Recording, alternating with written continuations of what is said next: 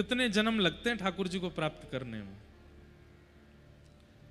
बहुत ध्यान से सुनिएगा, सब लोग इधर देखो, यहां देखो।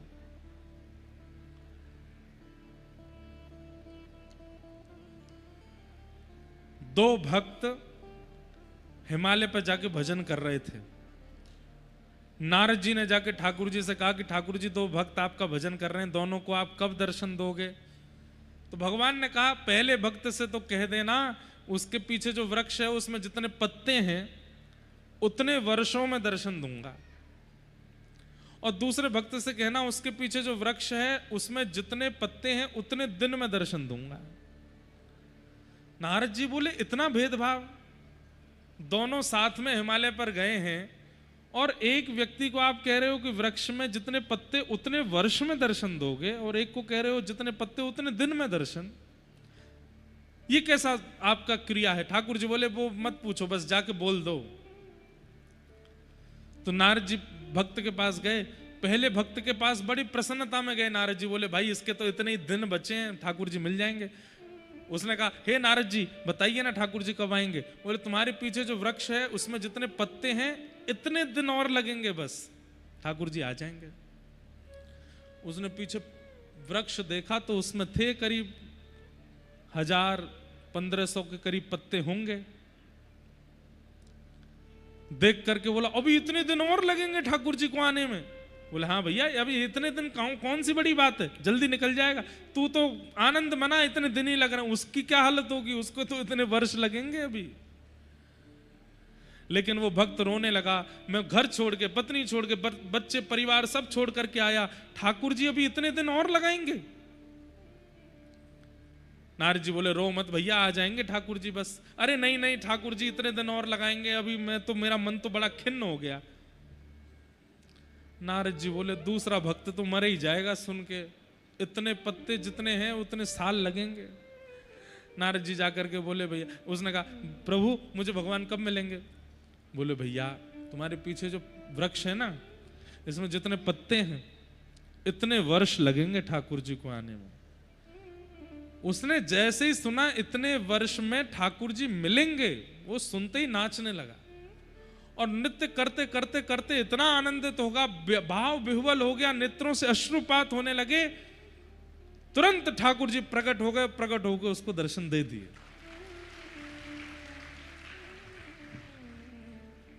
नारद जी ने ठाकुर जी का हाथ पकड़ा, झूठे हो आप, और खुद तो झूठे हो ही, मुझसे भी झूठ बुलवाते हो। ये क्या किया आपने? आपने कहा था उसको बोलना इतने पत्ते हैं इतने दिन में मिलूंगा, इसको बोलना कि इतने वर्ष में मिलूंगा, और वो तो बेचारा दिन सुन के घबरा गया और ये वर्ष वाला नाचने लगा, तो आप तुरंत प्रकट हो गए। ठाकुर जी अब भी नहीं समझ में आया। बोले, क्या? बोले, मेरे मिलन में अवधि मायने नहीं रखती, दिन मायने नहीं रखते, समय मायने नहीं रखता, उत्साह मायने रखता है कि उत्साह कितना है। इस भक्त को इतने वर्ष बाद ही मिलना था, लेकिन इसका उत्साह इतना तीव्र हुआ कि उस उत्साह के कारण इसके वृक्ष में जितने पत्ते में जितने वर्ष थे वो वर्षों की अवधि घटती गई और वो सारा उत्साह सारे वर्ष को समेट ले गया और मैं प्रकट हो गया। समझ में आई बात? अगर ठाकुर जी ने निश्चित किया है कि मैं इंद्रेश को 5 साल बाद मिलूंगा, और अगर मैं अभी उत्साहित होकर के भुजा उठा करके नृत्य करने लगूं, भगवत विरह में रुदन करने लगूं, भगवत प्रेम में व्याकुल हो जाऊं, तो 5 वर्ष की अवधि 5 मिनट में पूरी हो जाएगी, ठाकुर जी मिल जाएंगे। समझ में आई बात? ठाकुर जी से मिलन में अवधि नहीं है, ठाकुर जी से मिलन में उत्साह। एक हमारे वृंदावन के चौबे थे, मथुरा के चतुर्वेदी ब्राह्मणों को हमारे यहां पे चौबे बोलते हैं।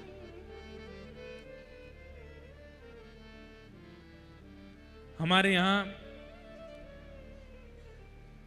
एक प्रसिद्ध भोग पाते हैं कुछ ब्रजवासी जन, जिसको बोलते हैं भांग, लेकिन उसको भांग नहीं बोलते स्पष्ट, हमारे यहां उसको बोलते हैं दाऊ जी को प्रसाद है। कहा है? दाऊ दादा को प्रसाद है। दाऊ दयाल बिरज के राजा, भांग पीवे तो यहां पे आजा। तो दाऊ दादा का प्रसाद हमारे मथुरा के चतुर्वेदी खूब पाते हैं। एक चतुर्वेदी जी ने बढ़िया सुंदर दाऊ दादा का प्रसाद पाया, ठंडाई बना के पी गए और बोले सबसे मैं तो जा रहा हूं गोकुल, मथुरा से पल्ली पार गोकुल है। और जमुना जी में बैठ करके जैसे ही बोले नाव ते जा रहा हूं गोकुल दर्शन करके आऊंगा। विश्राम घाट से जैसे ही नाव में बैठे, यमुना जी में नाव में बैठ करके पतवार चलाने लगे। अब तो दाऊ दादा को प्रसाद पा रखो है, बड़े प्रेम भाव से नाव से चलाते जा रहे हैं, चलाते चलाते चलाते सुबह से शाम हो गई लेकिन गोकुल नहीं आया। और यमुना जी इतनी बड़ी नहीं है, नेकी है, ये पंडाल का दुगना इतनी बड़ी है यमुना जी, वहां गोकुल है सामने।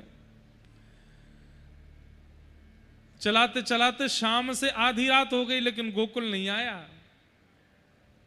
आधी रात से फिर सवेरे दिन हो गया लेकिन अब भी गोकुल नहीं आया। चलती जा रही है नाव।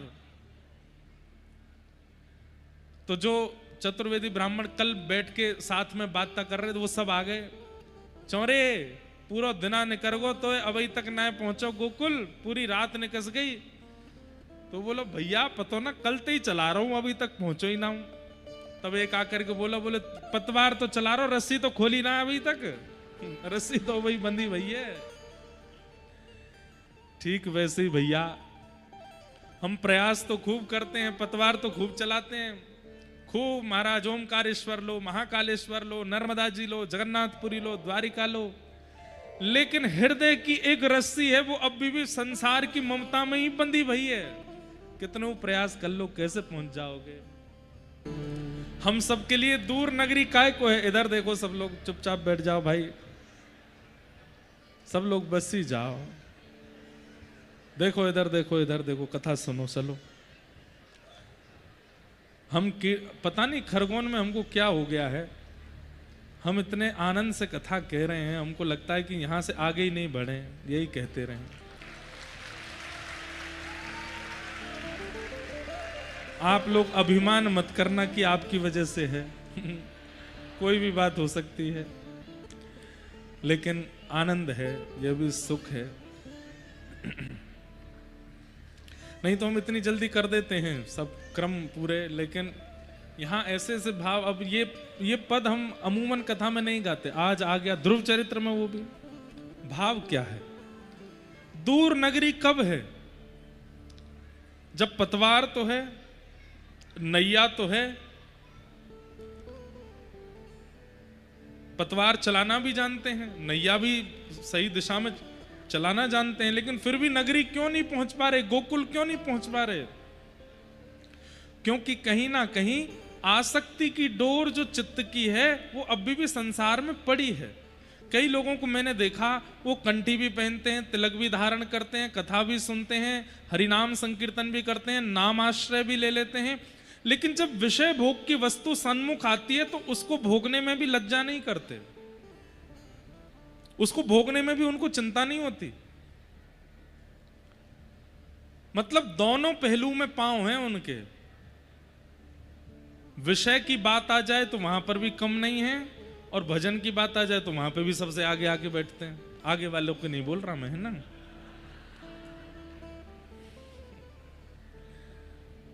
समझ रहे हैं ना बात को। कई लोगों को आप देखेंगे, इनको पता क्या बोलते हैं, बगुला भगत। क्या बोलते हैं? बगुला को देखा है? वो पानी में खड़ा हो जाता है, एक पैर से एक पैर ऊपर कर लेता है, तो सारी मछलियों को लगता है कोई तपस्वी है, तो उसके पांव छूने जाती हैं, सारी मछलियां आसपास आ जाती हैं। जैसे ही वो बगुला देखता है, ऐसे बैठा रहता है आंख बंद करके एक पैर पे, तो नीचे देखता है खूब सारी मछली आ गई, तुरंत एक मछली को वहां से ले लेता है, फिर से तपस्वी बन के खड़ा हो जाता है। तब मछलियां भाग जाती हैं, बोले अरे ये तो तपस्वी दिखा रहा था अपने आप को, पर है तो ये। उसको बोलते हैं बगुला भगत। ऐसे बगुला भगतों की बहुत संख्या हो गई है। वो क्या करते हैं, भजन भी करते हैं, कथा भी सुनते हैं, नाम जप भी करते हैं, नामाश्रय भी लेते हैं, एकादशी व्रत भी करते हैं सब, पर जब भोग वस्तु सामने आती है तो उसको भी भोग लेते हैं। उसमें उनको कोई चिंता नहीं होती, कोई परवाह नहीं होती।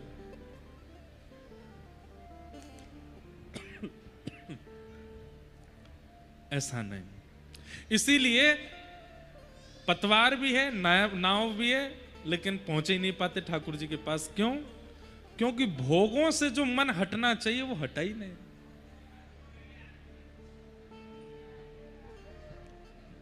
कोई दूसरे वक्ता आ गए क्या?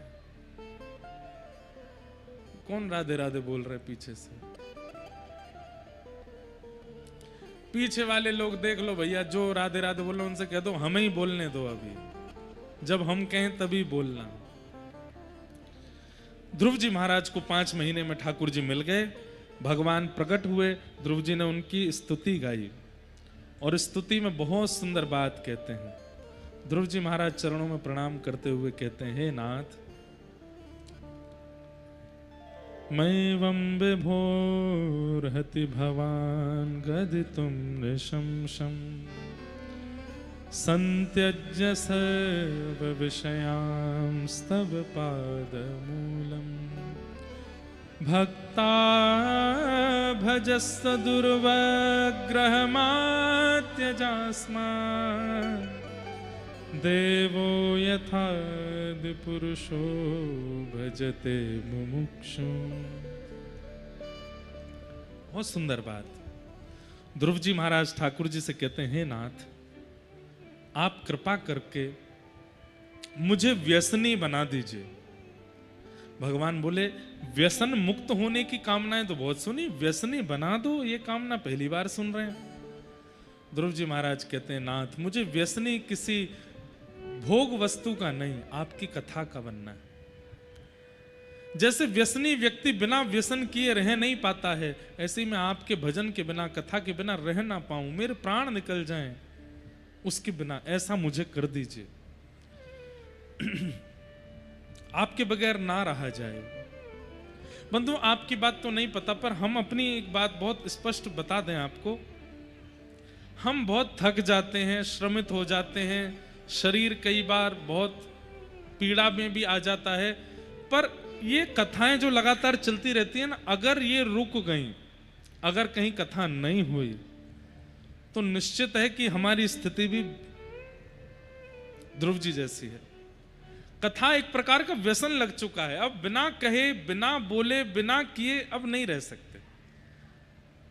2-4 साल पहले ठाकुर जी अगर रोकना चाहते तो कर देते तो भी चलता, अब नहीं हो सकता।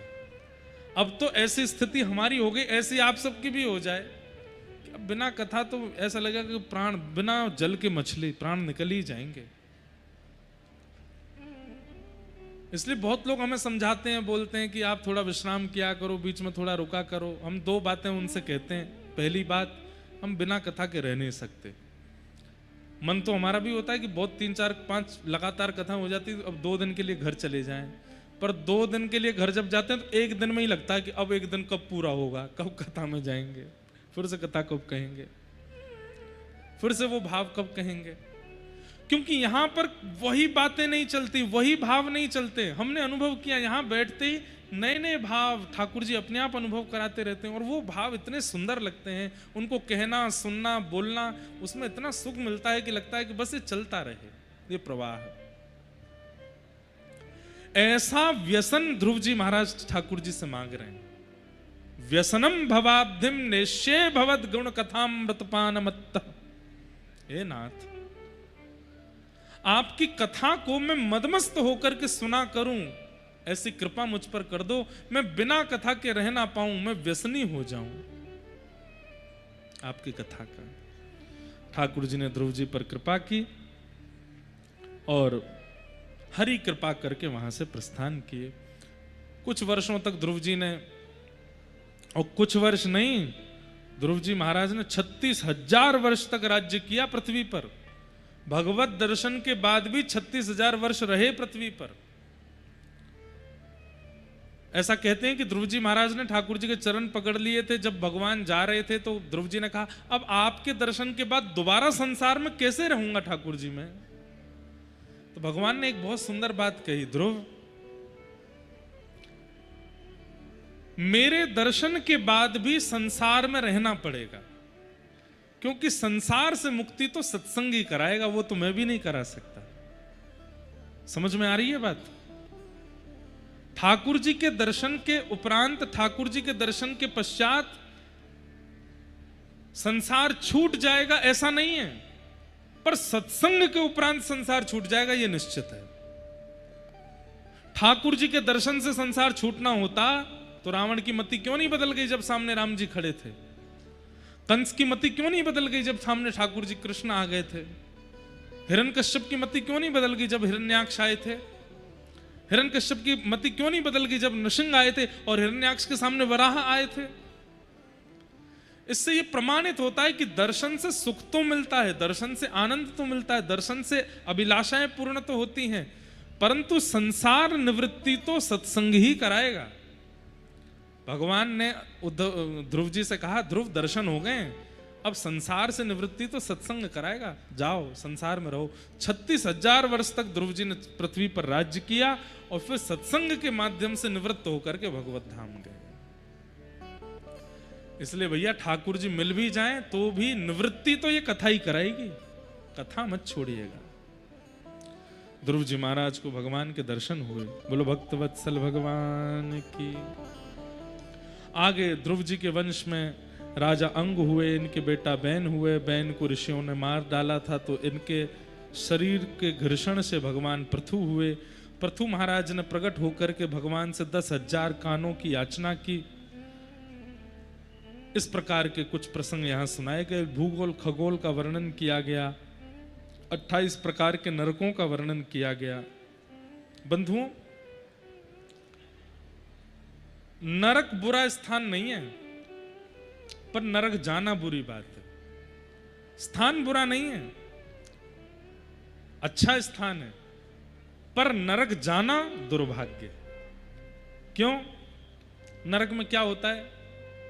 जैसे मैले कपड़ों की पिटाई होती है, क्यों होती है? वॉशिंग मशीन में डाला जाता है, वॉशिंग मशीन घुमा घुमा करके ऊपर नीचे आगे पीछे करके और उसके जितने मैल होते हैं सबको निकाल के उसको स्वच्छ बना देती है। यही नरक में होता है। हम जितने दुष्कर्म संसार में करते हैं, उन सब दुष्कर्मों का परिणाम जो हम संसार में नहीं भोगते, उसको भोगने के लिए नरक जाना पड़ता है। वैसे तो संसार ऐसा है, एक बात और बोल दें आपको, जो व्यक्ति गलत करता है, सबको पता होता है कि मैंने गलती की है, लेकिन गलती का यदि उसके जीवन में दंड नहीं आया है तो उसको घबराना चाहिए, क्योंकि यहां नहीं आया है तो नरक में आएगा। और जो व्यक्ति यहीं भोग लेता है ना, वो एक प्रकार से प्रसन्न हो सकता है, चलो यहीं हो गया, अब नरक तो नहीं जाना पड़ेगा। इसलिए जो गलतियां करके, अपराध करके बड़े आनंद से एसी में बैठे हैं, तान दुपट्टा चकाचक कोल्ड ड्रिंक पी रहे हैं, बोले हम हमारा कोई क्या बिगाड़ पाया? बोले भैया यमराज ने सोचा संसार के डंडे से नहीं बेटा, यम दंड से होगी तुम्हारी पिटाई। तो संसार में अगर तुम्हारे कर्म फल नहीं आए हैं तो नरक में आएंगे। अमूमन ऐसा होता है कि भगवत कृपा जिस पर होती है ना, उसको अपने किए हुए गलत परिणाम यहीं भोग लेने होते हैं, और ये अच्छा है कि यहीं भोग लो। भैया गलती पर माताजी मार लें ये अच्छा है, कहीं पिताजी के हाथ में बात आ गई तो बहुत पिटाई होगी। ऐसे ही गलती होने पर अपने मार लें ये अच्छा है, क्योंकि समाज ने अगर मारा तो बहुत ज्यादा मारेंगे। ऐसी गलती होने पर यहीं कलयुग में ही सब कुछ निपट जाए ये अच्छा है। यहां अगर आपकी गलती का परिणाम नहीं आया अभी तक, तुम भजन इसलिए करो कि हे नाथ मैंने 10 साल पहले एक अपराध किया था, अभी तक उसका मुझे दंड मिला नहीं है, मुझे नरक में नहीं भोगना, यहीं भोगवा दीजिए, नरक नहीं जाना। क्योंकि नरक का तो फिर हाईटेक है काम, बहुत ज्यादा सहन नहीं कर पाएंगे हम लोग। जाते सीधे, ये सब कोई मनगढ़ंत बात नहीं है कि कढ़ाई में तला जाता, सब होता है। 28 प्रकार के नरक हैं। कितने प्रकार के? 28। कौन नरक जाता है सुनो, या ऐसा कह दें कि नरक से कौन बचता है। दोनों बातें हैं, दोनों बातें सुनिएगा। पहले सुनो कि नरक जाने वाले के लक्षण क्या हैं, और दूसरा सुनना नरक से बचने वालों के लक्षण क्या है। अत्यंत कोप कटुकाच वाणी दरिद्रतां च स्वजनेषु वैरम नीच प्रसंग कुलहीन सेवा चिन्हानि देहे नरकम गतानाम। इधर देखो सब लोग, ये 6 चिन्ह हम आपको बता रहे हैं। ये 6 चिन्ह भी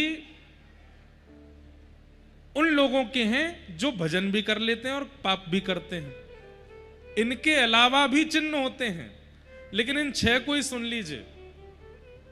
पहला, अत्यंत कोप, भयंकर गुस्सा, अनकंट्रोल्ड क्रोध जो करता है, जिसके सामने पूरा परिवार, खानदान, पत्नी, बच्चे सब डरते हैं कि उनको ये बात पता नहीं चल जाए, क्यों नहीं तो फिर कुछ तोड़ फोड़ मचाएंगे। भयंकर गुस्सा आता है, छोटी छोटी बातों पर गाली गलौज करने लगते हैं, मार पिटाई तक उतर आते हैं, छोटी छोटी बातों पर लाल पड़ जाते हैं और महाराज बिल उस समय बस पूछो मत क्या हो जाता है। ऐसे व्यक्ति को विदाउट वीजा एंट्री मिलेगी नरक में, इमिग्रेशन भी नहीं होगा, चेकिंग भी नहीं होगी उसकी। और वो व्यक्ति अगर यहां बैठे हैं और या उनके संपर्क वाले व्यक्ति यहां बैठे हैं तो ये बात उनको बता दीजिएगा। भयंकर क्रोध करने वाला व्यक्ति, छोटी छोटी बातों पर आग बबूला हो जाने वाला व्यक्ति नरक जाएगा जाएगा जाएगा, उसको कोई नहीं रोक सकता। क्यों? क्योंकि उसको तो क्रोध आता है, लेकिन वो कितनों के हृदय को विचलित कर देता है, कितनों के हृदय को ठेस पहुंचाता है। उन सब का अपराध उसको लगेगा, उसको नरक जाना पड़ेगा। अत्यंत कोप, भयंकर गुस्सा। क्रोध करने वाला व्यक्ति नरक नहीं जाएगा, भयंकर क्रोध करने वाला जाएगा। इसलिए कहीं बच्चे कल ही मां से कहने लगे, देखो मार रही हो आप, कल महाराज जी ने कहा था क्रोध करने वाले नरक जाते हैं। कहीं कहीं क्रोध आवश्यक है, जैसे मां का पुत्र पर, पिता का संतान पर, घर के मुखिया का घर के जनों पर। उनको संभालने समझाने के लिए बोला जाए, थोड़ी बात संकेत में कह दी जाए, इतना क्रोध चलता है। पर क्रोध में कुछ भी कर देते हैं, सिरफिरे हो जाते हैं, ऐसे लोग नरक जाएंगे ही जाएंगे। अत्यंत कोप।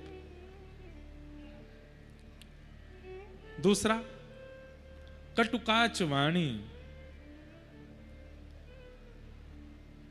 किसी से भी बोलते हैं तो बिना व्यंग के नहीं बोलते, ऐसा ही बोलेंगे कि सामने वाले को थोड़ा खराब लग ही जाए।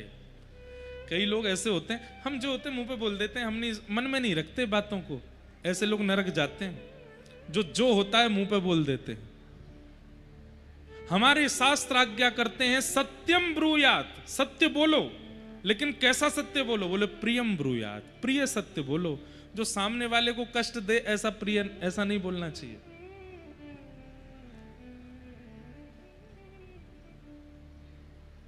किसी बेचारे का ब्याह था और ब्याह में बहुत जोर की बारिश हो गई। अब उस समय परिवार, अरे कुछ नहीं हुआ, कुछ नहीं हुआ, ठीक है ठीक है, अरे कोई बात नहीं, इंद्र भगवान प्रसन्न हो रहे हैं, ऐसे लोग सांत्वना देते हैं। लेकिन उन्हीं में एक आया निकल के, सब चौपट कर दिया इंद्र देवता ने। मुहूर्त नहीं दिखवाया होगा तुमने, हमें तो लगता है कन्या उचित नहीं है तुम्हारे लिए, इसीलिए सब हो रहा है। अब तुम ब्याह तो हो गया, भाई भोगना तो पड़ेगा जीवन में। ऐसा नहीं बोलना चाहिए। कई माताओं को, कई दंपतियों को संतान नहीं होती, वर्षों निकल जाते हैं फिर भी संतान की प्राप्ति नहीं होती, तो कई लोग उनके प्रति भी दुर्भाव, निश्चित ही कोई अपराध किया बैठा होगा, पूर्व जन्म का ऐसा होगा, ये किया होगा इसलिए ऐसा हो रहा। ये सब नहीं। कड़वी वाणी बोलकर के जो दूसरों के हृदय को दुखी कर देते हैं, उन्हें भी नरक जाना पड़ता है। आपको पता है कि वास्तविकता क्या है, फिर भी आप उससे ना बोलो। कटुकाच वाणी। तीसरा, दरिद्रतांच। मेहनत करने पर जो मिलता है उसमें संतुष्ट नहीं होते, सदैव असंतुष्टि बनी ही रहती है। उसके पास जो है ये मेरे पास क्यों नहीं है, इसको जो मिल गया ये मुझे क्यों नहीं मिला, इसको मुझसे बेहतर कैसे मिल गया, इसके पास ये कैसे आ गया। जो दूसरों की उपलब्धियों से सदा अपनी उपलब्धियों को कोसते रहते हैं, ऐसे लोगों को दरिद्र कहते हैं। और एक बात और सुन लो, ये आसन जो है ये दरिद्र आसन है। ऐसे बैठने वालों को दरिद्रता आ ही जाती है, सीधे बैठ जाओ। इसको दरिद्रासन बोलते हैं। ऐसे जो लोग ऐसे बहुत बैठते हैं उनके अंदर असंतुष्टता होती ही है, वो असंतोषी रहते हैं जीवन भर। इसलिए इस आसन में नहीं बैठना चाहिए। हाथ पांव दर्द कर रहे तो इधर उधर हो लो, लेकिन इस आसन में मत बैठो। एक दो बैठे थे तो मैंने संकेत कर दिया है। ये दरिद्रासन। दरिद्रताम च, ऐसा नहीं है कि आप दरिद्र ही हो जाओगे, पर हां धीरे धीरे होने प्रारंभ हो जाओगे, धीरे धीरे लक्षण आने लगेंगे असंतुष्टि के। दरिद्रताम च, दरिद्र व्यक्ति नरक का गामी होता है, जो असंतुष्टि रहता है। पत्नी कितना भी अच्छा भोजन बना ले, लेकिन उसमें भी तुमने नमक ठीक से नहीं डाला, नींबू नहीं पड़ा इसमें, ये नहीं हुआ, वो नहीं हुआ, ये नहीं, वो कितना भी अच्छा श्रृंगार कर ले फिर भी उसमें कोई ना कोई कमी ही निकाल। मतलब ये वो लोग हैं जो कभी संतुष्ट किसी चीज से होते नहीं। इनका काम एक ही है, कथा बहुत बढ़िया हुई, इतने लोग आए, हजारों लोग आए, महाराज जी ने बहुत बढ़िया कथा है, सुनो, फिर भी उनको कुछ ना कुछ निकालना है उसमें। कथा तो बढ़िया हुई, महाराज जी के ऊपर केला के पत्ता नहीं टांगे आपने। कथा तो बहुत बढ़िया हुई, प्रसाद में थोड़ा टेस्ट नहीं था। कथा तो बहुत बढ़िया हुई, महाराज जी चुटकुल्ला नहीं बोलते कथा के बीच में। कथा तो बहुत बढ़िया हुई, ये नहीं था। ऐसे लोग जो असंतुष्ट ही रहते हैं, दरिद्र, इनको नरक जाना पड़ता है। क्यों? इनके लिए कुछ भी कर लीजिए, ये कभी प्रसन्न ही नहीं होते। तो कौन कौन से चिन्ह हैं नरक जाने वालों के? अत्यंत कोप, कटुकाच वाणी, दरिद्रताम च, और चौथा आया स्वजनेषु वैरम, जो अपनों से बैर मानते हैं और परायों को ज्यादा अपना सगा मानते हैं। बाहर वालों को ज्यादा अपना हितैषी समझते हैं और अपनों को अपना शत्रु समझते हैं। ऐसे लोगों को भी नरक जाना पड़ता है। और अपनों में भी विशेष रूप से मां और पिता को अपना शत्रु मानते हैं, और जो 4 दिन का मित्र बना हुआ है उसके लिए सबको छोड़ने को तैयार हो जाते हैं। स्वजनेषु वैरम। नीच प्रसंग, अगला लक्षण क्या है? जो नीच लोगों का संग करते हैं, मांस खुद नहीं खाते, मदिरा स्वयं नहीं पीते, पर स्त्री गमन स्वयं नहीं करते, पर पुरुष गमन स्वयं नहीं करते, लेकिन जो मांस भी खाता है, जो मदिरा भी पीता है, जो स्त्री गमन भी करता है, जो पुरुष गमन भी करती है, गलत गलत सारे काम करने वालों का संग करते हैं। मतलब हम नहीं करते, हमारा मित्र कभी कभी पी लेता है, हमारा मित्र खा लेता है, हमारा मित्र गलत काम कर लेता है, मैं नहीं करता, मैं परम शुद्ध हूं। वो तो जाएगा, आपको भी लेके जाएगा, आपको जाना पड़ेगा। आप नरक जाकर के यमराज जी से पूछोगे मैंने क्या किया, तो मुझे क्यों बुलाया? ठाकुर जी कहेंगे ये तेरा मित्र है ना, ये तेरा मित्र है ना। बोले हाँ है, तो मेरा ही मित्र।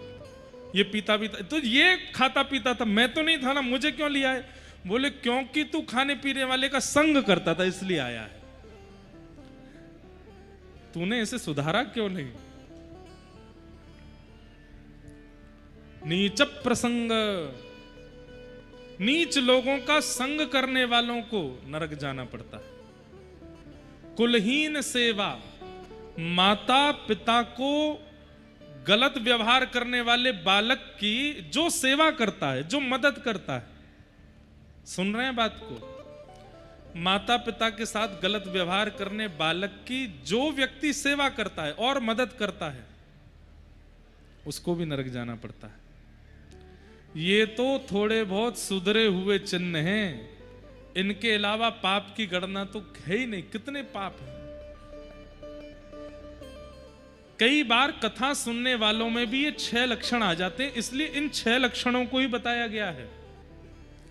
कथा सुनने वाले में भी क्रोध होता है, कथा सुनने वाले में भी असंतुष्टि होती है, कथा सुनने वाले भी कई बार वाणी के उचित नहीं होते, कथा सुनने वाले कई बार नीच लोगों का संग भी करते हैं, कथा सुनने वाले कई बार कुलहीन लोगों की सहायता भी करते हैं। इसलिए ये 6 बातें ही क्यों बताई गई हैं? क्योंकि कथा सुनने वाले में भी कई बार ये 6 लक्षण होते हैं। इनके अलावा भी नरक जाने वालों के लक्षण हैं जो कथा में आते ही नहीं हैं, उनके तो बहुत ही लक्षण हैं। कृपया कर इन 6 से बचो। तो ये 6 लक्षण हैं, लेकिन नरक ना जाने वाले की स्थिति क्या है? सुनिएगा, जो 3 काम रोज करता है उसको नरक नहीं जाना पड़ता। और ये बात मैं नहीं कह रहा हूं, कौन कह रहे हैं पता है? यम उवाच, स्वयं यमराज कह रहे हैं। जब यमराज से यमदूतों ने ही पूछा कि किसको पकड़ के नरक में नहीं लाना है, कृपा कर हमें बताओ। यहां पे अजामिल उपाख्यान आया है, अजामिल नाम के भक्त की कथा आती है। कथा सबने सुनी है, इसलिए हम केवल कह के आगे बढ़ रहे हैं। तो जब यमदूत उसको ले जाने लगे तो विष्णु दूतों ने आकर के रोक लिया और उसको लेके वैकुंठ चले गए। तब यमदूतों ने जाके यमराज जी से पूछा किसको पकड़ के नहीं लाना चाहिए, कृपा कर उसके बारे में हमें बताओ। तब यमराज जी कहते हैं जो 3 काम रोज करता है उसको पकड़ के यमलोक नहीं लाना। कि जिह्वा न वक्ति भगवद गुण नाम धेयम, चेतश्च न स्मरति तच्चरणारविन्दम्, कृष्णाय नो नमति यत्सिर एकदापि, तानान्यध्वस्यमसतो कृत विष्णुकृत्याम्। 3 काम क्या? जिसकी जीव भगवान का 3 बार स्मरण करती हो, सुबह उठते ही, दोपहर के मध्याह्न में और रात्रि में सोने से पहले। जिसकी जीव भगवान का नाम गाती हो, सुबह उठते ही कहता हरिशरणम हरिशरणम हरिशरणम, श्री राधा रमण, श्री राधा वल्लभ, श्री कुंज बिहारी, श्री बांके बिहारी आदि आदि भगवान के सुंदर सुंदर, श्री कृष्ण गोविंद हरे मुरारे, हे नाथ नारायण वासुदेव, इतने सारे नामों को सुबह उठते ही बोलता है।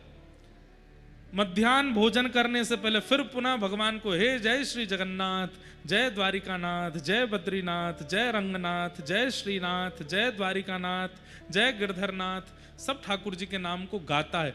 मनी मन नहीं, बोलता है बाकायदा, सुबह, मध्याह्न और रात्रि सोने से पहले। जो 3 बार भगवान का नाम गाता है, पहला लक्षण। दूसरा लक्षण, तीनों बार केवल नाम नहीं गाता, चित्त से याद भी करता है। वृंदावन के श्री कृष्ण कैसे हैं, द्वारिका के श्री कृष्ण कैसे हैं, जगन्नाथ श्री कृष्ण कैसे हैं, द्वारिका रंगनाथ श्री कृष्ण कैसे हैं, ये अपने चित्त से स्मरण भी करता है। मतलब पहली क्रिया भगवान का नाम गाता है, दूसरी क्रिया मन से स्मरण करते हुए गाता है, और तीसरी क्रिया कृष्णाय नो नमति यत्सिर एकदापि, और तीनों बार अपना सिर श्री कृष्ण के चरणों में झुकाता है, दंडवत करता है। ये 3 डोज जो सुबह दोपहर शाम लेता हो, जैसे डॉक्टर कहते हैं ना 3 गोली है, सुबह लेनी है, दोपहर में, शाम को, ऐसी ये 3 डोज भगवान का नाम, चित्त से स्मरण और सिर झुका करके, जो 3 बार भगवान का स्मरण करता है, नाम गाता है, सिर झुकाता है, सुबह दोपहर शाम, उसको पकड़ करके नरक में नहीं लाना। बच गए आप सब लोग, खुश हो जाओ, अब तो निकल गए। क्योंकि अभी कथा में तो यही चल रहा है, सुबह उठती कथा का स्मरण, दोपहर में आती कथा में जाना है, रात में फिर कल का स्मरण, पूरे दिन भगवत स्मरण। जो स्थिति इस वक्त आपकी है कथा के काल में, यह स्थिति अगर 365 दिन बन गई तो नरक नहीं जाना पड़ेगा। ऐसे ही अगर हो गए तो नरक जाने की कोई जरूरत नहीं है। इस प्रकार नरकों का वर्णन किया। तत्पश्चात वृत्रासुर भक्त की कथा आई, प्रहलाद जी का प्रसंग सुनाया गया, जहां हिरण्यकश्यप के क्रोध पर, हिरण्यकश्यप के दुर्व्यवहार से भगवान नृसिंह बनकर के आए और हिरण्यकश्यप का वध किया। तत्पश्चात आगे त्रिकूट पर्वत पर श्री गजेंद्र रहते थे, जिन्होंने गजेंद्र मोक्ष स्तुति गाकर के भगवान को प्रसन्न किया। बलि के यहाँ भगवान वामन बन करके गए और 3 पग में पूरा तीनों लोक नाप करके बलि पर अनुग्रह किया। आगे अनेक भक्तों के चरित्र सुनाते हुए सूर्यवंश के राजाओं की कथा सुनाई। इसी सूर्यवंश में कथा सुनाते हुए भगवान श्री राम के प्रादुर्भाव का प्रसंग सुनाया। चंद्रवंश के राजाओं की कथा सुनाई और इसी चंद्रवंश में भगवान श्री कृष्ण का प्रादुर्भाव हुआ। अब हम झटपट ठाकुर जी को बुलाते हैं। चंद्रवंश के राजाओं की कथा सुनाई। चंद्रवंश में प्रवेश करने से पहले भगवान श्री राम का चरित्र सुनाया गया। गुरुवर थे तक्त राज्यो व्यचरदनुवनम पद्म पद्भ्याम प्रियायाः पाणिस्पर्शा क्षमाभ्याम रजत पतरुजो यो हरिन्द्रानुजाभ्याम वैरूप्या शूर्पणख्या प्रिय विरहरुष रोपित भ्रू विजंभ तस्ताब्धिर्वद्ध सेतु खलदवदहन कौशलेन्द्रोवतान्न। एक श्लोक में राम जी को प्रणाम करते हुए चंद्रवंश के राजाओं की कथा सुनाई और फिर इसी वंश में भगवान श्री कृष्ण का प्रादुर्भाव हुआ। कृष्ण लीला 2 श्लोकों में सुनाकर के श्री शुकाचार्य जी मौन हो गए। परीक्षित ने चरणों में प्रणाम किया, बोले भगवान मुझे सूक्ष्म कृष्ण लीला नहीं सुननी है, कृपा करके मुझे विस्तार से सुनाओ। कथितो वंश विस्तारो भवता सोम सूर्ययो राज्ञां चो भयवंश्यानां चरितम परमाद्भुतम।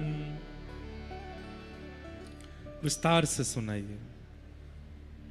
अब यहां शुकाचार्य जी परीक्षित की परीक्षा ले रहे हैं, ये वास्तव में कृष्ण लीला सुनने का अधिकारी है कि नहीं। क्यों? कृष्ण लीला में सबका प्रवेश नहीं है, मैंने पहले ही कथा में बताया। जो वास्तव में मन इंद्रियों से सबसे कृष्ण का होना चाहता है वही कृष्ण लीला श्रवण कर सकता है। और परीक्षित जी की परीक्षा लेने के लिए शुकाचार्य जी ने 2 श्लोकों में पूरी कृष्ण लीला सुना दी।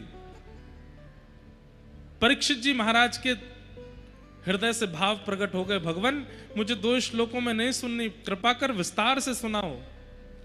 शुकाचार्य जी बोले तुम्हें 4 दिन हो गए, तुमने कुछ खाया पिया नहीं है, थोड़ा चले जाओ, कुछ खा लो पी लो, आराम कर लो, थोड़ी देर कथा को रोक देते हैं, उसके बाद फिर शुरू कर दूंगा, फिर विस्तार से कृष्ण लीला सुना दूंगा। लेकिन परीक्षित जी महाराज बोले भगवान पिबंतम त्वम मुखाम्भोज च्युत हरि कथामृतम। पिबंतम त्वम मुखाम्भोज च्युतम हरि कथामृतम। आपके मुख से इतनी सुंदर कथा चल रही है, उसका मैं पान कर रहा हूं, जिसके पान करने के बाद मुझे अब संसारी विषयों की भूख नहीं है नाथ। ये कथा ही मेरा पेट भर रही है, ये कथा ही मुझे आराम करा रही है, ये कथा ही मेरी इंद्रियों को तृप्त कर रही है। इसके अलावा अन्यत्र कुछ और क्रिया करने की मुझे आवश्यकता नहीं है। कृपा करके आप मुझे कृष्ण लीला विस्तार से सुनाओ। ये आवश्यक है कृष्ण लीला के लिए कि कथा केवल कथा ना लगे, कथा पोषक बन जाए। जैसे पानी पीने पर शीतलता का अनुभव होता है, भोजन करने पर भूख मिट जाती है, एक अलग सी ताकत आ जाती है, ऊर्जा आ जाती है। ऐसे ही कथा पोषण करने लगे, कथा सुनते ही ऐसा अनुभव होने लगे कि मेरा शरीर, मेरी बुद्धि, मेरे मन, मेरी इंद्रियां ये यहां से ऊर्जा प्राप्त करती हैं, तब कृष्ण लीला में प्रवेश हो सकता है। कृष्ण पोषक बन जाए। और अब परीक्षित उस स्थिति में हैं, उनकी चित्तवृत्ति अब कथा से पोषित हो रही है। तब शुकाचार्य जी कहते हैं अब तुम योग्य बन गए हो, अब मैं तुम्हें कृष्ण लीला सुनाता हूं। वसुदेव गृहे साक्षात भगवान पुरुष परः जनिष्यते तत्प्रियार्थम स भवन्तु सुरस्त्रिय। भगवान ने आकाशवाणी करके सब देवताओं को बता दिया था कि हम वसुदेव के यहां जन्म लेने वाले हैं, व्रजमंडल में वसुदेव जी के यहां मैं प्रकट होऊंगा। ये सुनते ही सब देवी देवताओं ने मन बना लिया कि हम भी जाएंगे और जाकर के विविध विविध रूप धारण करके ठाकुर जी की लीला में सहयोग करेंगे। देव आदिदेव महादेव नंदीश्वर पर्वत के रूप में ब्रजमंडल में विराजमान हुए, ब्रह्मा जी ब्रह्माचल पर्वत के रूप में ब्रजमंडल में विराजमान हुए, साक्षात नारायण श्री गोवर्धन पर्वत के रूप में ब्रजमंडल में विराजमान हुए। नंदीश्वर पर्वत कौन सा है? नंदगांव का। ब्रह्माचल पर्वत कौन सा है? बरसाना। और गोवर्धन पर्वत तो आप सबने दर्शन किए ही हैं। ये त्रिदेव हैं, ब्रह्मा विष्णु महेश।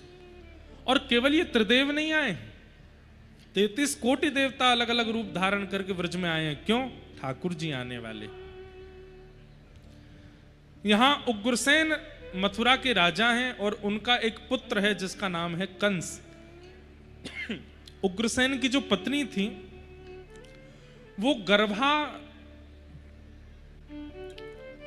के समय कह लीजिए या फिर बस विचरण कर रही थी, तब द्रुमिल नाम के एक राक्षस की उन पर छाया पड़ गई, जिसके कारण कंस जैसा राक्षस पुत्र हुआ।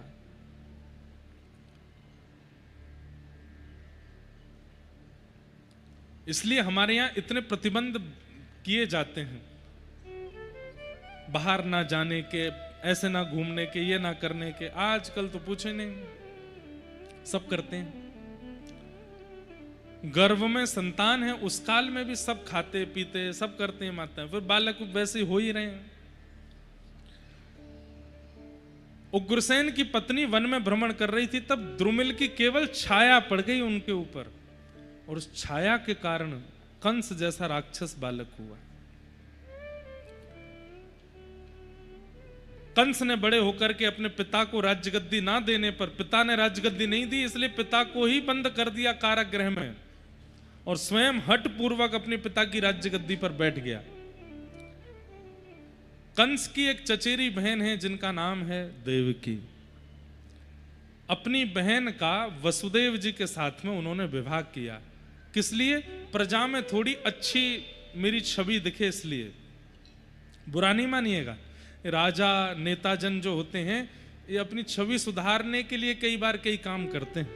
ऐसे ही कंस ने विचार किया कि मैं अपनी बहन का ब्याह करूंगा, कन्यादान करूंगा और खूब भव्यता से तो मथुरा के लोगों में मेरी छवि जो राक्षस की है वो अच्छी हो जाएगी। अपनी बहन देवकी का विवाह वसुदेव जी से किया, और विवाह तो किया, कन्यादान भी किया, सब कुछ किया। अपने पिता को कारागृह से खोला कि जाओ आप भी कन्यादान कर लो।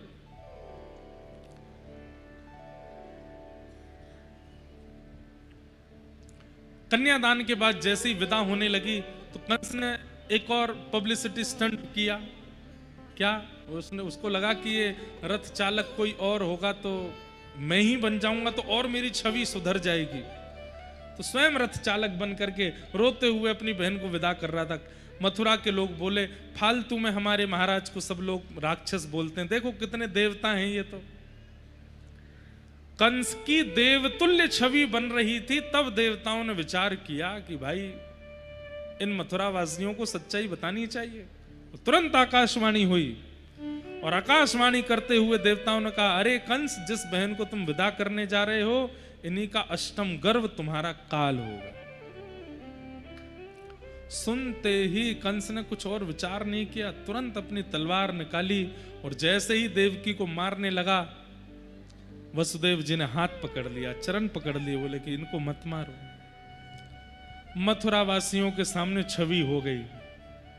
बोले एक बात सुनते ही मारने को आ गया। बोले ये सब इसके मगरमच्छ के आंसू थे, ये तो बहुत बड़ा भक्त बन रहा था हमारे आगे, लेकिन वास्तविकता तो ये है।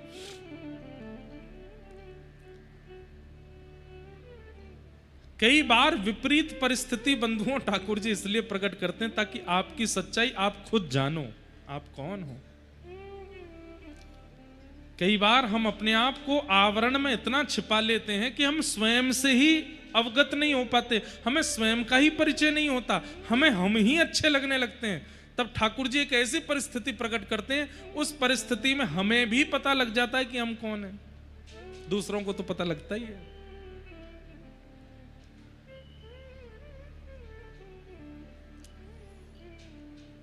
कंस ने वसुदेव जी की बात मान करके कहा, आप लोगों को कारागृह में रहना पड़ेगा। स्वीकार है। 6 बालकों को कंस ने मार दिया। 7वें बालक के रूप में बलराम जी आए। मां के गर्भ में जैसे ही पहुंचे, ठाकुर जी ने तुरंत योग माया से कहा, बोले कि एक काम करो हमारा। बोले क्या? कि बलभद्र जी को रोहिणी मैया के गर्भ में पहुंचा दो, गोकुल में। क्यों? बोले जो काम हमको करना है ये जन्म लेते ही कर देंगे। जन्म लेते ही कंस की छाती पे बैठ जाएंगे, उसका पेट विदीर्ण कर देंगे, कंस का वध कर देंगे। इसलिए कृपा करके आप इनको रोहिणी मैया के गर्भ में पहुंचा दो। और कहीं ना कहीं योग रोहिणी जी की पूर्व की तपस्या है जिसको पूर्ण करना है। तो देवकी मैया के गर्भ को सौभाग्य मिला कुछ दिन बलराम जी को धारण करने का। उसके बाद बलराम जी रोहिणी मैया के गर्भ में पहुंच गए और कंस को यह खबर मिली कि 7वां बालक गर्भ में ही नष्ट हो गया, खत्म हो गया, जन्म ही नहीं हुआ। 8वें बालक आने वाले हैं। अब तो कंस ने महाराज बड़े बड़े राक्षस बुला लिए, बड़े बड़े सैनिक बुला लिए। एक कारागृह में रखा था देवकी वसुदेव को, अब तो एक सुरंग बनवाई। उस सुरंग में भी कितने सारे द्वार हैं, उन द्वारों के भीतर जाकर के कहीं एक बिल्कुल भीतर जाकर के एक कारागृह था, वहां बंद किया। 1 ताला, 2 ताला, 4 ताले, उन पे भी सील पैक लगा दी। और महाराज सैकड़ों दरबान खड़े कर दिए द्वार पर, कहीं से भी मेरा शत्रु निकल के भागने ना पाए। दिन की ड्यूटी अलग, रात की ड्यूटी अलग है। एक एक समय सब लोग आंख खोल करके बिल्कुल सतर्क रहिएगा। और कंस को बड़ा आनंद होने लगा कि अब मैं बिल्कुल सुरक्षित हूं। लेकिन धीरे धीरे आए, 9 महीने पूरे हुए, भाद्रपद आया, भादों का महीना, अष्टमी तिथि, मंदम मंदम जलधारा। आज जैसे सुबह सुबह मंदम जलधारा हो रही थी कथा में जब आ रहे थे, वैसे ही धीमे धीमे धीमे धीमे। और एक ऐसी ब्यार बहने लगी सुगंधित कि उसको लेते ही, उसको ग्रहण करते ही सबको गहरी निद्रा आ गई। सबको इतना लाला इतनी जल्दी रोवेगा, कंस मामा उठ जाएगा। अब भाई तो ठाकुर जी जन्मे नहीं, लाला पहले ही रोने लगो।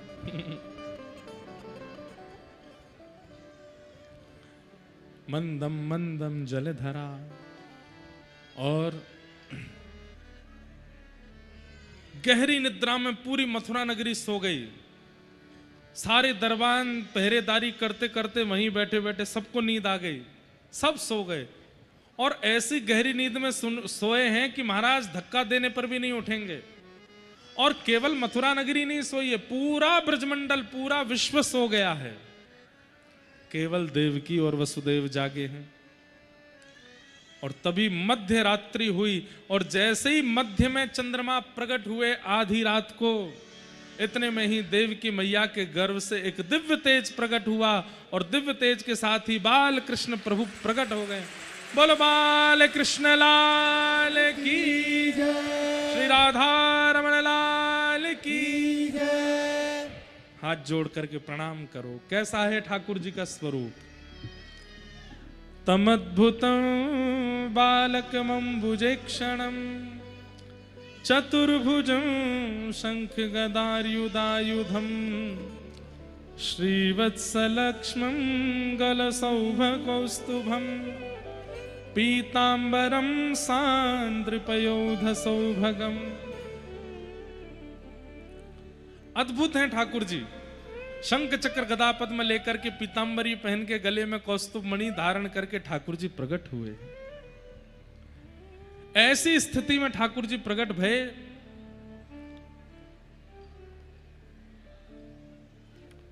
देवकी मैया तो प्रणाम करने लगी। भगवान बोले, मैया आप मेरी मां हो, प्रणाम क्यों कर रही हो? बोले क्योंकि आप पिताजी बन के आए हो, शंख चक्र गदा पद्म हाथ में लेके आए हो, धोती वोती पहन के ही गर्भ से जन्म लिए हो, इसलिए प्रणाम तो करना बनता है आपको। इधर देख लो सब लोग, हमारा मन नहीं हुआ ना तो कोई ठाकुर जी नहीं आएंगे मंच पर, कितने वो सजे धजे बैठे हों। इसलिए देखिए, ये नंदोत्सव अगर खूब आनंद से करना है तो बड़े आनंद से ही कीजिएगा, उसमें ज्यादा व्यवस्थाएं ये नहीं तुम ऐसे नाचना, तुम यूं नाचना, तुम मेरा हाथ यूं पकड़ना और ये ऐसा होगा तो ऐसे नहीं, स्वाभाविक जो हो वो कीजिएगा, तब लगेगा कि नंदोत्सव हो रहा है और फिर हम करने में भी आनंद आएगा। नहीं तो एक दो पद गा के हम विश्राम कर देंगे। इसलिए भाव से सुनो। नंद यशोदा देवकी वसुदेव दोनों भगवान की स्तुति गाते हैं। भगवान छोटे बालक बन गए। भगवान ने आश्वासन दिया, मैया मैं 11 वर्ष बाद आपके पास आऊंगा, तब तक के लिए आप मुझे व्रजमंडल ले जाओ। वसुदेव जी ने जैसे ही लाला को गोद में लिया, हथकड़ियां खुल गईं, बेड़ियां खुल गईं, सारे दरबान सोए थे और श्री वसुदेव जी लाला को लेकर के गोकुल पहुंच गए। गोकुल में यशोदा मैया सोई हैं, वो भी गहरी नींद में सोई हैं और उनके बगल में ले जाकर के लाला सुवाए दिए और लाली को लेकर के वापस मथुरा आ गए। कंस को पता चल गया कि बालक ने जन्म लिया। बालिका को आकर के जैसे ही पटका पृथ्वी पर, अष्टभुजी देवी भद्रकाली प्रकट हो गई और कह दिया, अरे कंस, तेरे शत्रु ने तो ब्रजमंडल में जन्म ले लिया। कहां जन्म लिया? बोले ये नहीं बताऊंगी कहां लिया, अब तो ले लिया, अब तू बच के बता। तेने इतने पहरेदार लगाए, इतने गहरे कारागृह में डाला, फिर भी तेरे शत्रु निकल के चले गए। कंस बोला, अब मैं क्या करूं? बोले अब तू योजना बना, कैसे मारेगा। अब यहां कंस ने राक्षसों को बुला के योजना बनाई है। हम चल रहे हैं गोकुल। सब लोग इधर देखो, आपको अपने बगल वाले की सौगंध है, इधर देखो। जब तक ठाकुर जी नहीं आएंगे तब तक सौगंध है बगल वाले की। अब देखो कहां देखोगे। और भाई कोई इधर उधर देखे तो कौन ही मारना हुए, भाई सामने देख, मेरी सौगंध लगी है तुझे। और एक नहीं, दो दो उनकी लगी है, इधर वाले की भी, इधर वाले की भी। नंद बाबा 80 बरस के है गए, लेकिन अभी तक लाला नाए भयो। एक दिना नंद बाबा गए और यशोदा मैया ते बोले, अरे मेहर ने सुनो तो। बोले कहा भयो? बोले मैंने रात्रि में एक सपनों देखो। यशोदा मैया बोली, कैसो सपनों? बोले मैंने, ये ठाकुर जी आए नहीं उससे पहले की घटना है। यशोदा मैया गर्भवती हैं अभी। मैंने एक सपनों देखो। बोले कहा सपनों देखो? बोले एक नीलमणि जैसो लाला हमारे आंगन में छम छम छम छम कर तो डोल लो है। और डोलता डोलता वो गौशाला में आयो और आए करके मेरी गोदी में चढ़ गयो। मैंने वाकू गोदी में जैसे अंक में भरो, सोई लाला झटपट उतर के भाजो। अब मैं तो बिल्कुल व्याकुल है गयो, मैं तो वाकू गोद में लेना चाहता तो मैं वाकई पीछे भागो, लेकिन मेहर जैसे ही वो मेरे हाथ में आवे वारो, इतने में मेरो सपनों खुल गयो, मैं वाकू ले नहीं पायो। यशोदा मैया बोली, जहां आपने सपनों छोड़ो वहां से मेरो प्रारंभ भयो। मैंने सपने में कहा देखो? बोले आप लाला के पीछे भागते भय आ रहे हो और वो लाला दौड़तो मेरे कक्ष में आयो और मेरी गोद में आए करके लेट गए और मुझे कहने लगो, मैया मुझे भूख लगी, मुझे दूध पिवाए थे। मैंने अपने पयोधर को पान करायो। वाक्य बाद मेरो भी सपनों खुल गयो। नंद यशोदा बोले, भगवान करे हमारो ये स्वप्नों सत्य है जाए, एक दिव्य बालक हमारे घर को आनंदित कर दे। स्वप्नावेश हो रहा है ठाकुर जी का नंद यशोदा को। और आज रात में कब में वसुदेव जी महाराज अदला बदली करके चले गए, कोई को पतो नहीं चली। जैसे सूर्य उदय भयो, यशोदा मैया के बगल में नीलमणि जैसो बालक सोयो है और महाराज चदरिया ओढ़ करके कुल बुलाए रहो है, हाथ पाम चलाए रहो अपने। और कुल बुलाने का मतलब जैसे बालक थोड़ी थोड़ी आवाज करता है ना, हाथ चलावे, कभी हाथ यहां रखे, कभी इधर रखे, कभी इधर करे, छोटा सा बालक ऐसे कुल बुला रहा है। लेकिन यशोदा मैया गहरी नींद में, सब दासियां गहरी नींद में। तभी नंदा और सुनंदा, नंद बाबा की दो बहन आई। उनने कही इतनी देर है गई, अभी तक भाभी उठी नहीं हमारी, चल भीतर जाए के देखें कहा भयो। भीतर जाए के जैसे ही देखी तो महाराज यशोदा मैया के बगल में एक नेक सो लाला पौड़ो है, चदरिया ओढ़ करके कुल बुलाए रहे है। नंदा सुनंदा धीमे धीमे चरण करके जैसे ही आगे गई, आहा ऐसो लग रहे है मुखमंडल जैसे मानो नील सरोवर में दो कमल रखे हों, इतने प्यारे ठाकुर जी। ठाकुर जी का मुखमंडल तो बिल्कुल नील कमल, नील सरोवर जैसा है, परंतु ये जो नेत्र हैं ये गुलाबी गुलाबी हैं, आंखें बंद हैं, ऐसा लग रहा है मानो जैसे दो कमल धरे हैं। ओष्ठ इतने प्रिय हैं कि महाराज देख करके बस मन लग रहा है ऐसा कि जैसे नील कमल, नील सरोवर में कितने सारे कमल डोल रहे हों। ठाकुर जी के मुखमंडल पर छोटे छोटे जो रेशे हैं वो रेशे ऐसे लग रहे हैं मानो जैसे जल कुंभी हो जाती हैं किसी कमल, जल कमल में, जल सरोवर में ऐसी जल कुंभियां प्रकट हो गई हों। ठाकुर जी ने इतने में नेक नेक सी अपनी आंख खोली, नेत्र देख करके तो मानो नंदा सुनंदा तो मूर्छा जैसी हो गई उनको। बुरा नहीं मानिएगा, जन्म लेते ही एक दिन का बालक इतना सुंदर नहीं लगता, लेकिन ठाकुर जी इतने प्यारे लग रहे हैं, इतने प्यारे लग रहे हैं कि नंदा सुनंदा तो रोने लगी ठाकुर जी को देख के। तभी सुनंदा बोली, एरी ने चदरिया हटाई के तो देख लाला है कि लाली।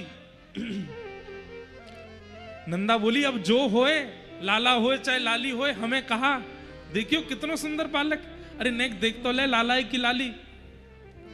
21 बार हरिशरणम को जाप कियो, हरिशरणम हरिशरणम हरिशरणम, और जैसे ही चदरिया हटाई महाराज, है गयो है गयो है गयो है गयो है गयो है गयो है गयो है गयो है गयो है गयो है गयो।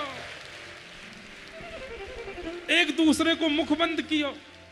अरे अभी हल्ला मत करे, सबसे पहले ये खबर जाए कि नंद बाबा को सुनामेंगी, चल जल्दी। हाथ पकड़ करके नंदा सुनंदा दौड़ी गौशाला की तरफ। गौशाला में नंद बाबा बैठे जप रहे, अभी तो भयो नाए, अभी तो भयो नाए, जाने कब होएगो। और नंदा सुनंदा पूरे ब्रजमंडल की गलीन में गाती जा रही है गयो है गयो है गयो है गयो है गयो। ब्रजवासी अपनी अपनी अटारीन पे खड़े है कह रहे, कहा भयो, पूछो ब्रजभाषा में, बोलो बोलो, कहा भयो। अरे है गयो है गयो है गयो है गयो है गयो। अरे नंद बाबा के लाला भयो है। और जैसे ही नंदा सुनंदा बता में नंद बाबा के लाला भयो है, ब्रजवासी पगड़ी बांध करके पीले पीले वस्त्र पहन करके सब पहुंच गए। नंद बाबा को कंधा पे उठा करके नृत्य करने लगे। कछु गोपी दौड़ करके गई हैं। यशोदा मैया की जाकर के नींद खोली है, यशोदा मैया के नेत्र खुले। अरे कहाँ भयो? बोले मैया अब तो है गयो। बोले भयो का? बोले बगल में देखो। जैसे ही देखे नीलमणि जैसे नेक्से से लाला देख करके यशोदा मैया के नेत्रन से अश्रु गिरने लगे। पूरे ब्रजमंडल में अश्रु सहित आनंद प्रारंभ हो गया।